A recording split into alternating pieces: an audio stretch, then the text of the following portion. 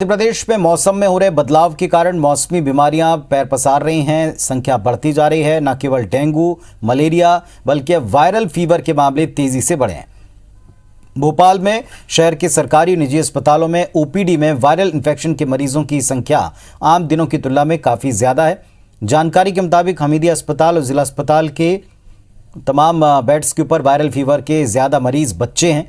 तीसरी लहर की आशंका के बीच बच्चों में वायरल फीवर का बढ़ना चिंता की बात है। इस समय अस्पताल में निमोनिया, दस्त, सर्दी, बुखार से पीड़ित बच्चों की संख्या अचानक से बढ़ गई।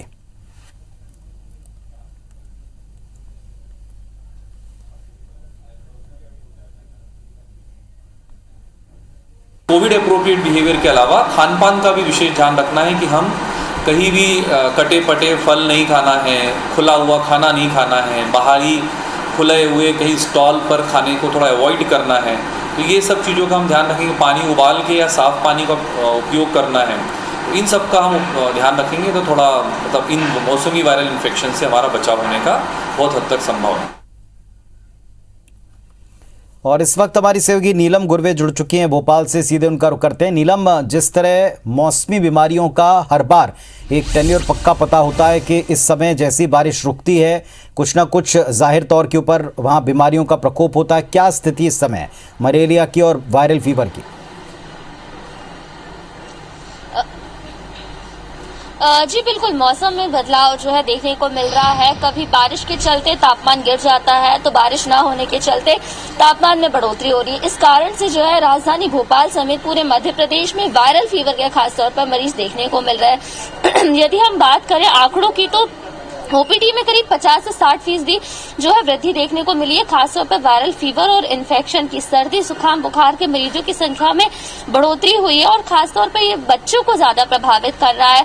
यदि हम राजधानी भोपाल के सरकारी अस्पतालों, हमीदिया अस्पताल और जेपी अस्पताल की बात करें तो यहाँ पर भी जो बच्चे हैं वो खासतौर पर देखने को मिले हैं, क्योंकि तीसरी लहर की आशंका जताई जा रही है कि सितंबर-अक्टूबर महीने के आसपास जो है तीसरी लहर दस्तक दे सकती है। और ऐसी आशंका के बीच में वायरल फीवर का बढ़ना भी एक चिंता का विषय है। हालांकि स्वास्थ्य विभाग इस पूरी स्थिति पर नजर बनाए रखा हुआ है। गाइडलाइन साफ तौर पर जारी की गई है कि ज्यादा से ज्यादा इलाज की व्यवस्था सुनिश्चित की जाए, पर यह एक चिंता का विषय साफ तौर पर है कि बच्चों में खासतौर पर वायरल फीवर बढ़ रहा है। यदि हम विशेषज्ञ डॉक्टरों की माने तो उनका कहना है कि कोविड एप्रोप्रिएट बिहेवियर जो हम अपनाते हैं, साफ सफाई का ध्यान रखना, मास्क का पहनना, ये बिहेवियर न केवल हमें कोरोना वायरस से बल्कि दूसरे वायरल इन्फेक्शन से भी बचाता है। इसलिए ये बेहद जरूरी है कि हम इनका पालन करना ना छोड़ें और बच्चों को भी ये सिखाएं कि वो कोविड एप्रोप्रिएट बिहेवियर ज्यादा से ज्यादा अपनाएं। और यदि किसी भी तरीके के लक्षण दिखाई देते हैं तो तुरंत जो है अपनी जांच करवाएं। घर में यदि किसी को भी वायरल फीवर या इन्फेक्शन दिखाई देता है तो तुरंत उसकी जांच करवाएं, क्योंकि ये मौसम ही ऐसा है जब यदि परिवार में किसी एक सदस्य को इस तरीके की बीमारी पकड़ती है तो वो पूरे परिवार के सदस्यों को ग्रसित करती है।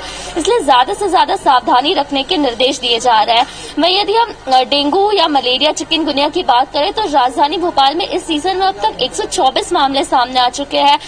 कल ही पिछले 24 घंटे के दौरान 12 मामले सामने आए, जो सीजन के सबसे ज्यादा मामले हैं। वहीं चिकनगुनिया के भी 4 नए मामलों की पुष्टि हुई और चिकनगुनिया के मामलों की संख्या बढ़कर अब 28 तक पहुंच गई है, जो कि एक चिंता का विषय है। और लगातार इस बारे में लोगों को जागरूक करने की कोशिशें की जा रही है कि वो थोड़ी सी भी लापरवाही ना करे। पुनीत, चलिए, तो लापरवाही ना बरतें जैसा नीलम बता रही हैं। और अगर जरा भी आपको लक्षण दिखते हैं, चाहे वो डेंगू के हों, वायरल फीवर के हों, एक बार चेकअप जरूर कराएं, क्योंकि पता नहीं कौन सा बुखार किस चीज़ का सिंडिकेट हो या किस तरीके का संकेत देता हो, किस तरह का सिम्टम वो प्रदर्शित करता हो। तो इसलिए तुरंत जाकर के डॉक्टर से कंसल्ट अवश्य करें। शुक्रिया आपका नीलम, पूरी जानकारी के लिए।